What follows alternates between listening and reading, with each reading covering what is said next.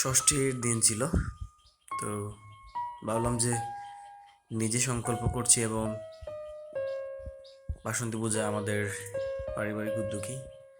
জানি না আর কখনো মায়ের আরাধনা করতে পারবো কিনা, তাই ভাবলাম যে পুরো পুজোর যতটুকু অংশ পারি স্মৃতি হিসেবে ধরে রাখার জন্য।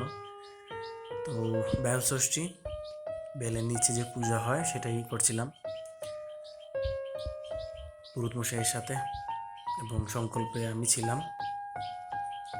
পুজোটা শুরু হয় আমাদের যে পুজো মণ্ডপ তার পাশে থেকেই শুরু হয়।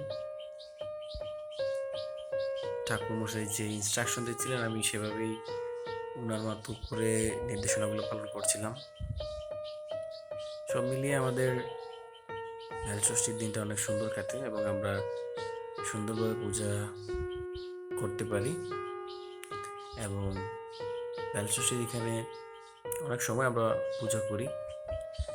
আমাদের দুর্গাপূজা যথারীতি 5 দিনই হয়ে থাকে। শুরুটা হয় বেল ষষ্ঠী দিয়ে, আর যেমনটা হওয়ার কথা ছিল সেভাবেই আমরা তিথি অনুযায়ী শুরু করেছি আমাদের পুজো।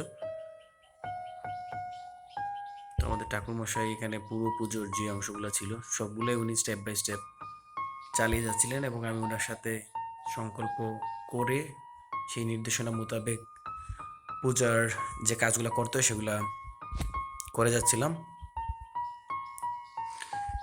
এবং একটা সময় আসলে পূজা করলে বা সংকল্প করলে এই জিনিসটা আসলে ফিল হয় যে না, আমি এখানে আসলেই মায়ের কৃপা পাওয়ার জন্য বসেছি, এবং অন্যরকম একটা অনুভূতি হয়।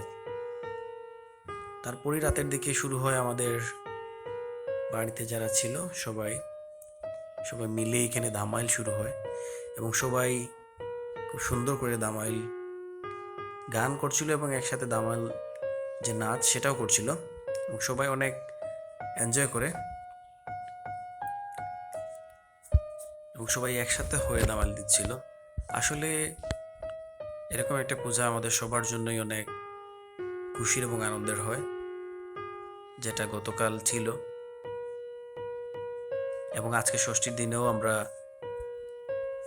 অনেক বেশি এখানে আনন্দ করছি। আশা করছি বাকি দিনগুলো আমরা দেখানোর চেষ্টা করব।